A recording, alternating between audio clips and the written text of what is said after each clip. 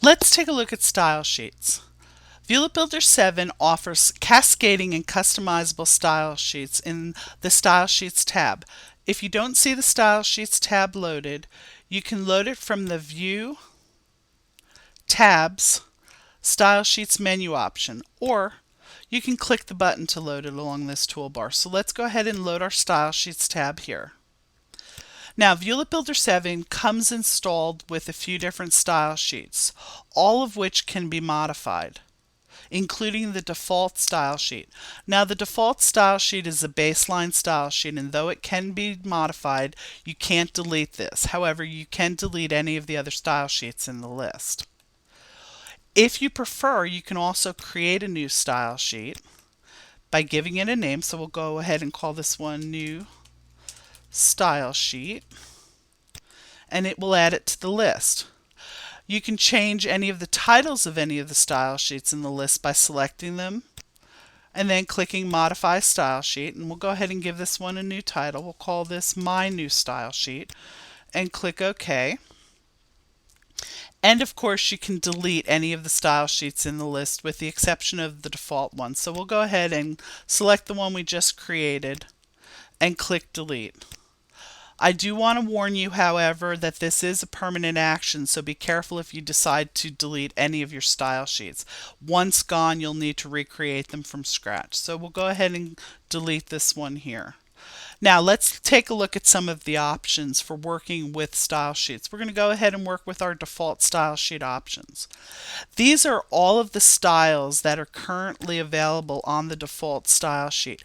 However, we can also create any standard styles, added them to the particular style sheet that we have loaded right now, and we'll do this in a little bit. We can also create a custom style as well from scratch by giving it a name and adding some attributes to it. Let's take a look, for example, now at this style here. This style is called Slide, and right now it has the attribute of the background color, which is the fill color for the slides, added to it. Currently, whenever you use the default style sheet, this one here, for a new project, it will actually have the background color for any of your slides be white at this point. If we want to, we can go ahead and change this by clicking here to open up the background color window, and then let's say we want to go ahead and change that particular property for that attribute to this color. Now you notice it did change the attribute color for the background color for the slide style. However, our slide background color here didn't change. That's because even though we've updated the style sheet itself, we still need to apply it either to a selection or apply the entire style sheet again to the project itself. So to do that, we can go ahead and, for example, here we'll apply the style sheet to the selection. In this case, this particular slide is selected, so that will be what's the selection, and we'll click to apply it. And of course, it went ahead and changed the background color based upon the new style sheet that we updated here. We didn't change anything else, so it only updated the slide background color. If we look at the project tab, we'll see that the thumbnails here for slide 2 and slide 3, the background color were not updated because of the fact that we only applied it to the selection. So let's come back to style sheets. This time, let's apply it to the entire project. Okay, so we're going to go ahead and click that, click OK. And if we come back over to the project where we see the project tab where we see the thumbnails, we see that it was applied to all of our slides. Now, even though we apply a style sheet to a project, while we're working at the project level, or at the slide level, we can go ahead and override the baseline style sheet options. For example, here we have it set to that particular color, but we can go ahead and select the slide and overwrite the style sheet property at any point here. Okay, so I just wanted to go ahead and show you that that was still the flexibility. Even though the style sheet sets the baseline properties, they can be overridden while you're editing your project. Now let's go ahead and look at something else with the style sheets. Now you can also go ahead and modify attributes add new ones, delete ones to any of the styles within your style sheet. So for example, let's say we want to go ahead and we're going to go ahead and right click here. We're going to go ahead and modify the slide style. This will open up the modify style window and give us access to additional attributes. We could modify, we could get rid of this one here if we wanted to remove it from the slide style. Or for example, maybe we want to set a particular text property up at the highest level at the slide level. We can do that by adding a new attribute. Here's our list of attributes. We'll go down the list and we'll select text properties and add it at the slide level. Now it's added here, we want to modify it. And for example, maybe we want the baseline font at the slide level to be 14 point. And anything else that's selected will be what the text properties will be at the slide level. Let's click OK. And we'll click OK again. And that particular attribute is added to the slide style. Now, I want to go ahead and let's come back here, select this particular thumbnail, and come back to the style sheets. Now you notice if we go ahead and apply this, nothing happens, and there's a reason for this, okay? That's because when we come down here, this is where we talk about the cascading effect of the style sheet.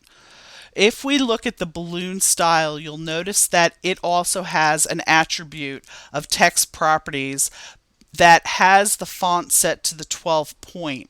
So even though at the slide level the font text attribute is set to 14 point and normally would cascade down the style sheets, what will happen here is since the balloon has a style below the slide level and has a different text property point size applied, it won't inherit, or it won't have the effect of having it cascade down from the slide level style. So to look at how this would work if we didn't have a text property for the balloon style, we'll go in here and let's deselect the size for the text property here and click OK. It will remove it here. Now watch what happens to the text in the balloons that no longer have this. They will now, when we reapply the style sheet, inherit the 14 point font from the slide level. It'll cascade down. So we'll reapply it. And there we have it here, okay? And again, if you don't want it to inherit from that level, you can come down to this particular balloon style, modify the text properties attribute by applying the size and setting it, and then you have to reapply the style sheet. And here we go, we'll do that there. Okay? And then it sets it back. So that's how the cascading effect works, as well as the customizability of a style sheet. Another thing I want to show you is, let's say for example we want to have two different types of balloons throughout our project. Okay, we can do this with any of the styles that we want to work with. In this example, we'll work with a balloon to show you how it's done. So we'll go ahead and add a standard style called balloon. Anytime you add a new style, whether it's standard or custom, it will add it to the bottom of your style sheet, okay? For this particular example, I'm going to actually go ahead and drag this up. You don't have to do this. I'm going to go ahead and do this though, because I like to work with my styles together here for the balloon. So this one's balloon 2. I can modify its title if I want. I'm just going to keep it here for this example. Okay, now what I want to do is go ahead and have a second set of balloons throughout my entire project with a different background color. Let's say I wanted to have this blue, and I want the text properties to be a different size. So I'm going to go ahead and make them like 22, and I'm going to click OK. Now, the next thing I have to do is determine which of the balloons throughout my entire project will use this new particular balloon 2 style. So I have to go through my project and I'll select the balloons. In this case, I'm only going to select the one here, but I would go through my project one time, select all of the balloons that I want to have this one at a time, go into their message properties, and then go into the style list and choose the new balloon 2 style and apply it. Again, you notice there's no changes yet. First, I would go through my project and select the balloons I want to use this new balloon 2 style, and then apply the new style sheet setting. This applies it to, that was the only change we made again at this point. And there it is. Now, a month from now, a week from now, whenever, if I want to say change any of the attributes of the balloons using this Balloon 2 style, it's easily done now. I can go in, say for example, and change the background color. Maybe I wanted it to be a different color here. Click OK, and then with just a few clicks, reapply the style sheet, and it updates everything that has the Balloon 2 style applied to it, and so on. So that's pretty much all there is to the style sheets. For more information on this and other topics, please visit us online at qarbon.com. That's QARBON.com. Happy violeting!